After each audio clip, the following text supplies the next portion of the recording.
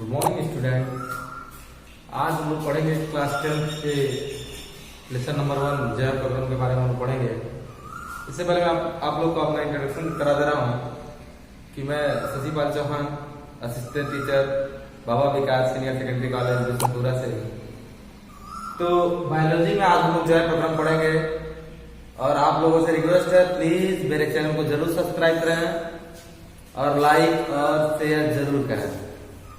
जय प्रक्रम होता क्या है, इससे पहले हम लोग जय प्रक्रम के डिफिनेशन के बारे में जानेंगे कि जय प्रक्रम होता क्या है। एक क्लास 10 का बायोलॉजी का पहला चैप्टर है जय प्रक्रम। तो सबसे पहले मैं आपको बता दूं जय प्रक्रम होता क्या है।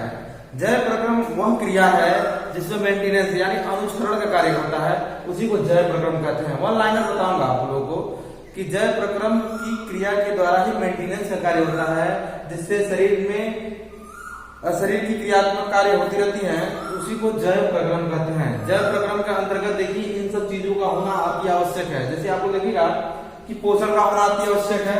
पोषण हो गया, श्वसन हो गया, परिवहन हो गया, उत्सर्जन और जनन इत्यादि। इसमें और भी पढ़ना है, लेकिन हम लोग परीक्षा के दृष्टिकोण से इतना इंपॉर्टेंट है पोषण, श्वसन, परिवहन और उत्सर्जन। इन सब चीजों को हम लोग आज पढ़ेंगे एक एक करके कि पोषण क्या होता है। सबसे पहले हम लोग पढ़ेंगे पोषण। पोषण में हम पढ़ेंगे पोषण होता क्या है, कि पोषण क्या होता है। देखिए वह जय प्रक्रम जिसके द्वारा जीव भोजन ग्रहण करता है और उससे जो एनर्जी और ऊर्जा मिलता है वह अपने शरीर में कहीं न कहीं उसको यूज करता है, मेंटेनेंस का कार्य करता है, इस्तेमाल करता है, उसी को हम लोग बोलते हैं पोषण। एक बार फिर से आप लोग वीडियो डेफिनेशन का सुन लीजिएगा। वह जय प्रक्रम जिसके द्वारा जीव भोजन को ग्रहण करते हैं और उसके द्वारा जो ऊर्जा और एनर्जी मिलता है वह अपने शरीर में कहीं न कहीं वृद्धि, विकास, इन सब चीजों के लिए वह इस्तेमाल करते हैं, उनको हम बोलते हैं पोषण। तो दूसरी चीज हम देखेंगे पोषण को दो भागों में बांटा गया है। एक होता है पोषण को मैंने दो भागों में बांटा है, स्वपोषण और परपोषण। स्वपोषण की बातों से स्पष्ट हो रहा होगा कि स्वपोषण होता क्या है। सबसे पहले आपको ये चीज स्पष्ट हो जाना चाहिए शब्द से ही कि वो चीज हो क्या रहा है। तो स्वपोषण मतलब होता है स्वयं के द्वारा जो पोषण हो। और एक क्रिया सिर्फ पौधों में हम लोग ये क्रिया पौधों में होती है, ज्यादातर देखने को मिल रहा है कि वह पौधे अपना भोजन स्वयं बनाते हैं, तो वह स्वपोषण के अंतर्गत आएगा। इसका डिफिनेशन समझ लेंगे। वह जीव या जंतु, वे पेड़ पौधे जो अपना भोजन स्वयं बनाते हैं उनको हम लोग स्वपोषण कहते हैं। और इसका एग्जाम्पल मैंने दे दिया है ग्रीन प्लांट। इसके एग्जाम्पल मैंने दिया है ग्रीन प्लांट, हरे पौधे जो होते हैं वो इसके एग्जाम्पल है स्वपोषण के। परपोषण क्या होता है, इसमें पोषण में मैं दूसरा भाग पढ़ूंगा परपोषण। परपोषण क्या होता है, परपोषण में हम लोग देखे होंगे जो दूसरों पे आश्रित रहते हो, दूसरों पे डिपेंड हो, वो परपोषण के अंतर्गत आते हैं। वे जीव जो दूसरों पे आश्रित रहते हो उन्हें हम लोग क्या कहते हैं, परपोषण कहते हैं। परपोषण को मैंने 3 भाग में बांटा है। पहला भाग जो है मेरा है मृत जीव पोषण, दूसरा भाग है परजीवी पोषण और तीसरा भाग है प्राणी संपोषण। तो इसमें सबसे इम्पोर्टेंट देखा जाए तो मृत जीव पोषण का होना अति आवश्यक होता है। यदि ये चीज ना हो तो जान लीजिए कहीं ना कहीं तो एक जगह बहुत सा बड़ा विशाल सा कोई ना कोई रूप ले लेगा, कूड़ा या करकट। जैसे एग्जाम्पल के लिए देखेंगे हम लोग केला खाते हैं, केले का छिलका कहीं ना कहीं फेंक देते हैं तो वह एक जगह ढेर इकट्ठा होता है। लेकिन यहाँ पर मृत जीव पोषण ही उसको क्या करते हैं, धीरे से चढ़ा देते हैं और चढ़ाने के बाद क्या होता है वह मिट्टी में मिला देते हैं और वहां पे मेरा ढेर नहीं लगता है। इसके एग्जाम्पल देखेंगे मृत जीव जो मृत चीजों पे अपना जीवन, मृत चीजों से जो अपना भोजन प्रकट कर लेते हो उन्हें मृत जीव पोषण कहते हैं। इसके एग्जाम्पल हो जाएंगे, मृत जीव के एग्जाम्पल हो जाएंगे कवक हो गए, बैक्टीरिया हो गए, प्रोटोजोआ हो गए। ये सब जितने भी हैं वह मृत जीव पोषण के अंतर्गत आते हैं, मृत जीव पोषण के अंतर्गत आते हैं। दूसरी चीज हम देखेंगे परजीवी पोषण। इसमें हम लोग परजीवी के बारे में पढ़े हैं, लेकिन परपोषण के बारे में पढ़े हैं। परजीवी पोषण वे जीव जो दूसरों जीवित जीवों से ही अपना भोजन प्रकट ले, उनको हम लोग बोलते हैं परजीवी पोषण। जैसे एग्जाम्पल में हम लोग देख लेंगे कि हम लोग सोते हैं, चारपाई पे सोते हैं, खटमल आता है, हमारा खून चूस करके चला जाता है, उसको हम लोग बोलेंगे परजीवी पोषण। जैसे मानव के सर में जू पाए जाते हैं और वो शरीर से ही क्या करते हैं, ब्लड को चूस लेते हैं, वो भी परजीवी पोषण के अंतर्गत आएंगे। दूसरी चीज हम लोग देखेंगे, तीसरी, इसमें हम लोग एग्जाम्पल में लिख लेंगे, इसके वाले एग्जाम्पल में जू हो सकता है। दूसरी चीज, तीसरे वाले जो मैं देखूंगा, प्राणी संपोषण क्या होता है। प्राणी संपोषण में जो भोजन अपना स्वयं बनाए, प्राणी संपोषण जैसे हो गया मनुष्य हो गया, मेढक हो गए, ये लोग अपना भोजन कहीं कहीं ढूंढ के दूसरों का अपना भोजन स्वयं करते हैं। आगे हम लोग पढ़ेंगे कि पौधों में पोषण कैसे होता है। अभी मैं पौधों में पोषण कैसे होता है हम लोग देखेंगे, पौधों में पोषण कैसे होता है। अभी तक हम लोग प्राणी जगत में देख रहे थे पोषण कैसे होता है, उसी तरह से पौधों में पोषण कैसे होता है। पोषण को हम लोग शुरू से बात की है तो दो भागों में स्व पोषण होता है, पर पोषण होता है। स्व पोषण में सब लोग देखे थे कि वे पौधे जो अपना भोजन स्वयं बना लेते हैं उन्हें स्व पोषण कहते हैं, स्वपोषी कहते हैं, और वो अपना भोजन स्वयं बनाते हैं। स्वपोषी या परजीवी परपोषी सब जाने को दूसरों पर आश्रित रहे, लेकिन जो भोजन देता है उसे क्या कहते हैं, आप लोग जरूर कमेंट में लिख के दीजिएगा कि जो भोजन देता है उसे क्या कहते हैं, और कमेंट में जरूर दीजिएगा। दूसरी चीज देखेंगे, परजीवी पोषण में मृतजीवी पोषण आ गया, दूसरा परजीवी पोषण आ गया। यह मृतजीवी पोषण जो मृत चीजों पे पाए जाते हैं, जैसे हम लोग बायोलॉजी के भाषा में बोलते हैं गोबर छत्ता।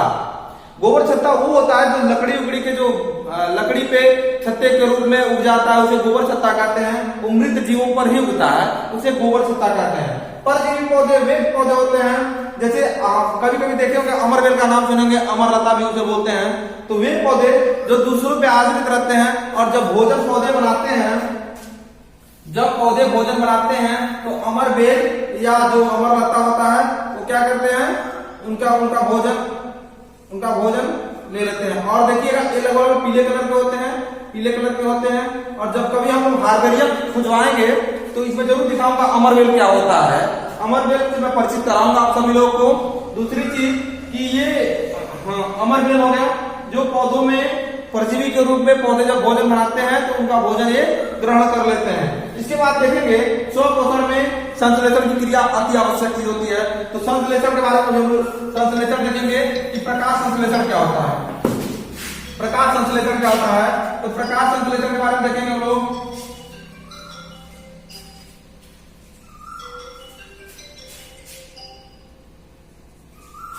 प्रकाश संश्लेषण क्या होता है,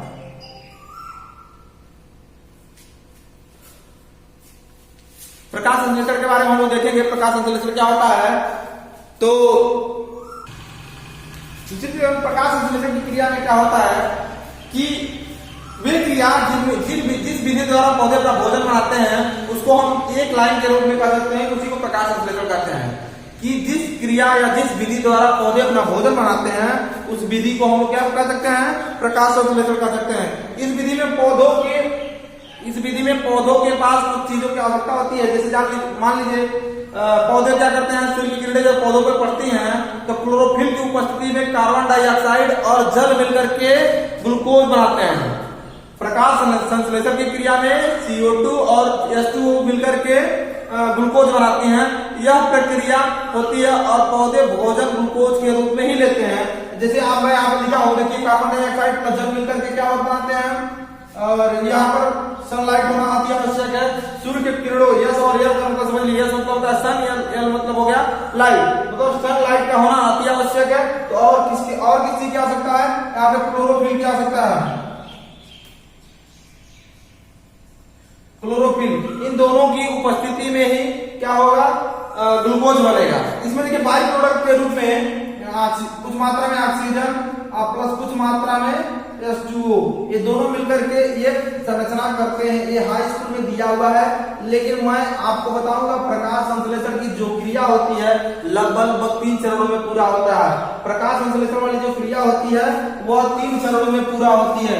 दूसरी चीज हम लोग इसी में देखेंगे कि इसमें जो पहली क्रिया है, सूर्य की उपस्थिति में प्रकाश का अवशोषण होता है। सूर्य के प्रकाश का अवशोषण होता है क्लोरोफिल के द्वारा।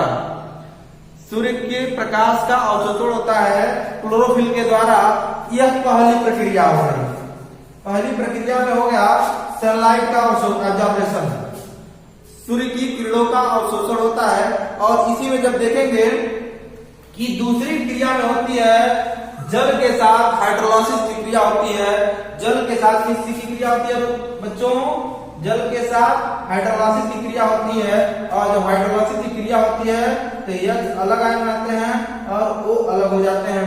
हाइड्रोलाइसिस क्या होता है, जैसे O के साथ दो H जुटे हुए हैं, और जब दोनों को हम लोग अलग अलग करेंगे, यहाँ से खींचेंगे तो एक अलग प्रकार की एनर्जी होगी। जैसे एग्जाम्पल समझिए, यदि किसी रस्सी को दो लोग खींचते हैं तो बीच से वो टूट जाता है, एनर्जी लगती है तभी तो, दोनों तरफ से ऊर्जा लगती है तभी जाकर के यह टूट जाता है। हाइड्रोलाइसिस की क्रिया यहाँ होती है, H2O के यहाँ पर हाइड्रोलाइसिस की क्रिया होती है, हाइड्रोलाइसिस वाली क्रिया यहाँ पर होती है, H अलग हो जाते हैं और O अलग हो जाते हैं। दूसरी चीज में देखेंगे, CO2 के साथ क्रिया होती है तीसरी चरण में, CO2 के साथ क्रिया होती है किसका, H वाले आयन का, हाइड्रोजन आयन वाला जो है इसके साथ क्रिया होती है और बनता है क्या, ग्लूकोज बनता है।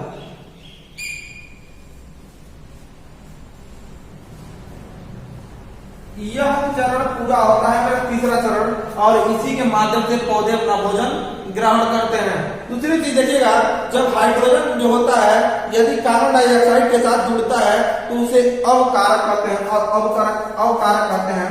जब हाइड्रोजन किसी दूसरे वन के साथ जैसे कार्बन डाइऑक्साइड से जुड़ता है उसे अवकारक कहते हैं। ये पूरी संरचना है।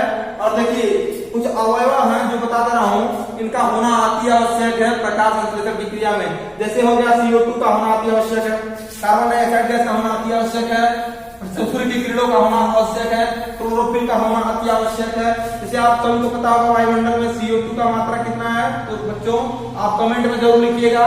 यदि आपको नहीं पता होगा गलत ही दीजिएगा जवाब, लेकिन जरूर दीजिएगा। सबको पता होना चाहिए कि वायुमंडल में CO2 का मात्रा लगभग 0.03% है। ये सब लोग याद कर लीजिएगा। धन्यवाद आप सभी को। मैं अगले दिन मैं श्वसन के बारे में पढ़ाऊंगा। आप सभी लोग लाइक एंड शेयर जरूर करें, प्लीज इस चैनल को सब्सक्राइब करें। धन्यवाद।